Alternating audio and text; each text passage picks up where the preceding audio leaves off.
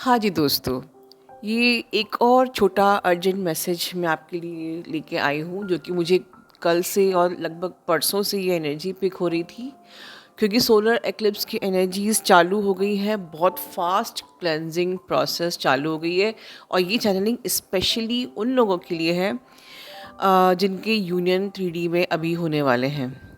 And I am very much focused on the that group जिनका union अभी होने वाला है, क्योंकि इस वक्त उनकी बहुत ज़्यादा उनके संग उनके बहुत ज़्यादा टेस्ट चल रहे हैं। हालांकि सोलर एक्लिप्स जब होता है तो टेस्ट हम सभी के चलते हैं। आप जिस भी स्टेज में हो आपके टेस्ट चल रहे होते हैं, आपकी क्लेंजिंग प्रोसेस हो रही होती है। बट जिनके यूनियन 3D प्लेन में होने वाले हैं वो इस वक्त बहुत सतर्क हो जाए, क्योंकि बिल्कुल ठोक पीट के ये यूनियन मिलता है।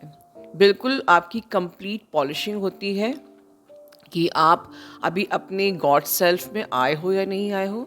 आप अभी कंप्लीटली अपने 5D पर्सपेक्टिव से आपने इस दुनिया को देखना चालू किया है कि नहीं किया है, या सिर्फ अपने डीएम को ही देखते हो, या बाकियों के संग आप कैसा बिहेव करते हो। बाकियों के संग अगर आप 3D पर्सपेक्टिव से बिहेव करते हो, 3D पर्सपेक्टिव से सोचते हो और सिर्फ डीएम के साथ ही आप एक 5D पर्सपेक्टिव रखते हो, तो ये भी डिस्क्रिमिनेशन बिल्कुल नहीं चलेगा। तो अभी इस वीडियो में हम बात करेंगे सिर्फ आपको आपके बारे में और आपके थोड़ा सा आपके डीएम के बारे में और आपको क्या करना है उसके बारे में। तो सीधी सी बात है कि ये जो एक्लिप्स की एनर्जी है ये बिल्कुल एक छन्नी की तरह आप लोगों को छान रही है। मतलब बहुत ही फास्ट, बहुत सारी स्ट्रॉन्ग क्लेंजिंग प्रोसेस चल रही है हर स्टेज में। आप लोग की जो जो भी इमोशंस सप्रेस्ड हैं वो बिल्कुल ऊपर आ रहे हैं, और बिल्कुल ऊपर ही नहीं आ रहे हैं, बिल्कुल माइंड की फॉगिंग हो रही है। कितना भी आप मंत्र साधना ध्यान करते हो बट आप डिसबैलेंस हो रहे हो। ठीक है, आपके डीएम भी सेम चीज़ फेस कर रहे हैं। मतलब वो भी अपनी लाइफ में बहुत स्ट्रगल कर रहे हैं। उनको समझ में नहीं आ रहा कि ये एक्लिप्स है या ये जर्नी है, वॉटेवर, बट वो भी स्ट्रेस्ड लेवल में है, अपने एक जो स्ट्रेस जिसको कहते हैं उसमें है। उनको प्लीज़ आप लोग डिस्टर्ब नहीं करना। मतलब आप उनसे 5D इंटरेक्शन ही करिए, that will be fruitful for you and your DM. लेकिन आपको इस वक्त कुकून में जाना है। ठीक है, तो स्पेशली जिनके का अभी यूनियन बिल्कुल आपको फील हो रहा है कि अब आपका यूनियन बिल्कुल करीब ही है, आपको एक हैबिट डालनी है। बाकी सबके लिए ही है of course. Just learn to decode your DM. इस वक्त आपके डीएम आपसे ऐसी ऐसी बातें करेंगे जो कि आप जब 3D पर्सपेक्टिव से सुनोगे तो या तो आप उनको समझ नहीं पाओगे, कोई मिस्टेक कर दोगे, कुछ गलती कर दोगे, और आपको लगेगा मैं बैक टू ज़ीरो आ गई। मतलब इतने आगे आने के बाद मैं बैक टू ज़ीरो आ गई। बैक टू ज़ीरो कुछ नहीं होता है। ठीक है, आप अगर कुछ ऐसा ऐसा कुछ आपके बीच में कुछ झगड़ा या कुछ ऐसी चीज़ें क्रिएट हुई हैं सपोज़, तो आपको उसको डीकोड करना है। आपको अपने डीएम की हर बात को 5D पर्सपेक्टिव से डीकोड करने की आदत डालनी है। देखिए, बहुत बारीक बातें बोल रही हूँ, ये आपको कम्युनिटी में कहीं भी नहीं पता चलेगा, ये मुझे गारंटी है। यहाँ पर सिर्फ चैनलिंग बताई जाएगी, वो क्या कर रहे हैं, वो क्या सोच रहे हैं, बट ये जो बारीक बातें हैं, बहुत ही प्रेशियस बातें हैं, जो कि एक एक स्टेप में आप लोग फेस कर रहे होते हो और आपको समझ में नहीं आता है कि क्या करना है। वो बातें अभी मैं आपको आगे बताती रहूँगी। ठीक है, क्योंकि ये एनर्जी बहुत ही ज़्यादा मैनिपुलेटिव है, डेंजरस है, बट इसकी आपके फ़ायदे के लिए आपकी क्लेंजिंग हो रही है। क्योंकि क्लेंजिंग सच का हो तो ये क्या है, हम लोग इतने सालों से इस शरीर में जो रह रहे हैं, हमको 3D में देखने की आदत पड़ गई है, 3D से देखने की आदत पड़ गई है, 3D में रहने की आदत पड़ गई है, और हमें ये सब कुछ नॉर्मल लगता है। और इसीलिए 5D पर्सपेक्टिव में रहना बहुत डिफ़िकल्ट होता है। It is tiring, it is difficult to understand. जबकि 5D पर्सपेक्टिव में रहना नॉर्मल है, और 3D के जो लोग होते हैं एक्चुअली दे आर एबनॉर्मल, क्योंकि आप सोल हो, सोल के ऊपर कपड़ा है। तो सोल सेल्फ में रहना, 5D सेल्फ में रहना नॉर्मल है, लेकिन एक सोल होके एक ह्यूमन की तरह बिहेव करना और हर चीज़ को 3D पर्सपेक्टिव से ही देखना, वो आपके बीच में doubts, confusions, panic, fear, everything connected with the mind trigger करके आपको 3D में फंसा के रखेंगे। एग्जाम्पल देती हूँ कि सपोज आपके डीएम किसी फाइनेंशियल सिचुएशन से गुजर रहे हैं, वो बहुत परेशान है। इस वक्त वो आपको बोलेंगे कि तुम मेरे लिए प्रार्थना करना। सपोज उन्होंने आपसे कहा कि तुम मेरे लिए प्रार्थना करना। 3D पर्सपेक्टिव क्या होगा कि ये मुझे कह रहा है कि मैं इसके लिए कुछ खास प्रेयर करूं, ठीक है।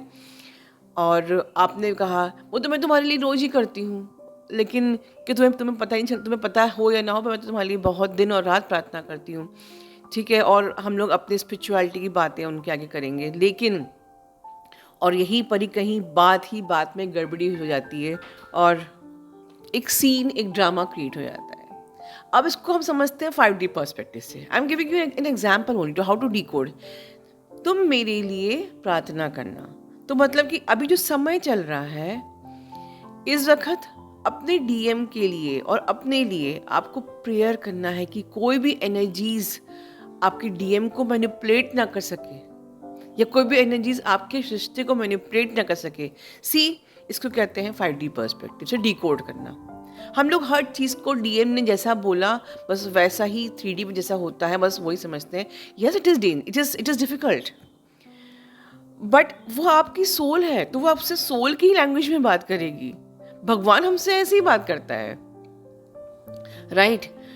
तो जो गॉड आपको सीधे आपकी लैंग्वेज में बात नहीं करता है, वो आपकी सोल है। दिस इज द कंफर्मेशन कि वो आपकी सोल है, और वो आपसे वो इतनी एनलाइटेंड है कि वो आपसे जो बातें वो बोलती हैं, इतना स्पिरिचुअलिटी में आगे आने के बाद भी आपको समझ में नहीं आती है उनकी बातें।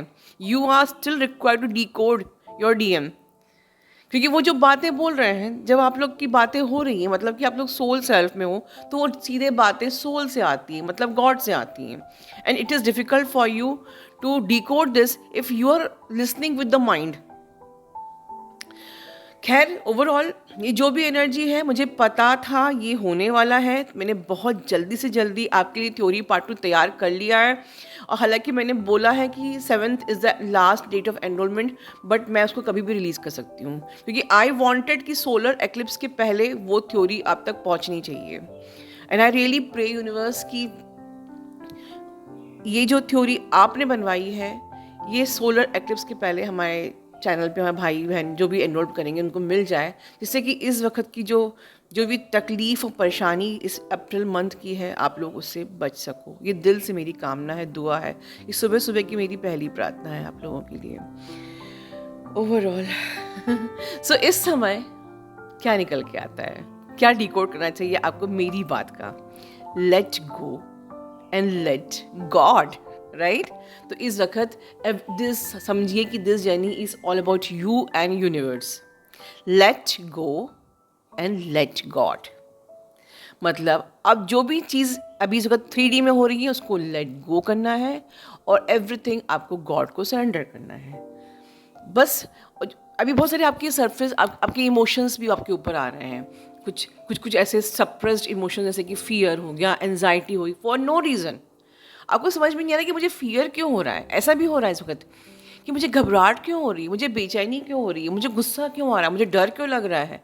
तो जो भी अंदर हिडन है वो सब ऊपर आ रहा है, ठीक है। इट्स ओके, ये पूरी क्लेंजिंग प्रोसेस चल रही है।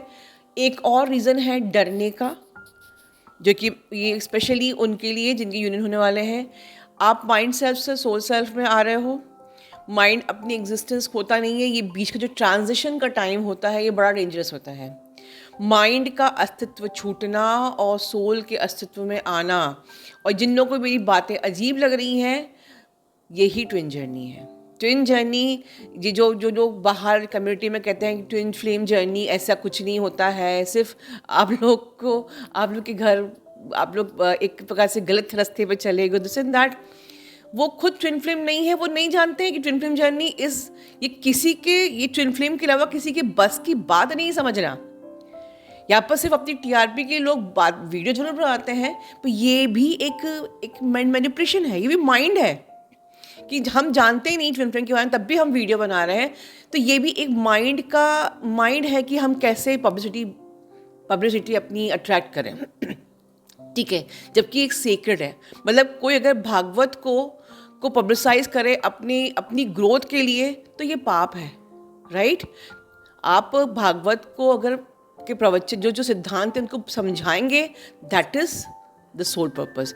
पर आप भागवत को प्रमोट कर रहे हैं अपने पर्सनल रीजन से, तो वो पाप है। उसी प्रकार से यहाँ ट्विन फ्लेम का किस टर्म का भी यूज़ करना अपने पर्सनल पर्पस से, अपनी पॉपुलैरिटी के लिए, ये भी सिन है। क्योंकि ट्विन फ्लेम को समझना आसान नहीं है। यहाँ आप देखिए, आप यहाँ पर आप ये जिस इस जर्नी पे आए हैं, ये रिलेशनशिप में भी आपको नहीं मिलेगा कि माइंड सेल्फ से गॉड सेल्फ में आना अपने, और उस माइंड का एग्जिस्टेंस छूटना और सोल के एग्जिस्टेंस में आना, और हर चीज़ को फ्राइडली पर्सपेक्टिव से समझना और अपने ब्रेन को हरा देना। And this journey is all about you. अपने अपने आप को पाना, अपने अस्तित्व को पाना, अपने आप को समझना, और खुद को समझते हुए अपने डीएम को ऑटोमेटिकली अपने टूवर्ड्स मैग्नेटाइज कर लेना। है किसी रिलेशनशिप के बस की बात? कोई दूसरे चैनल जो ट्विन फ्लेम पे बात करते हैं, क्या इतनी गहराई तक वो कभी पहुंच सकते हैं? Just simply say against the twin flame and they are done with their publicity. And this is all sin. And ये इस समय की, इस सोलर एक्लिप्स की ये जो ऊर्जा है ना, ये सबका दिमाग खराब करती है। सो आपको क्या करना है? आपको अंदर जाना है। Just be with yourself, be with your God, and your twin flame is inside you, and that's the key, right. चलिए, अपना ध्यान रखिए। God bless you all, love you all, take care.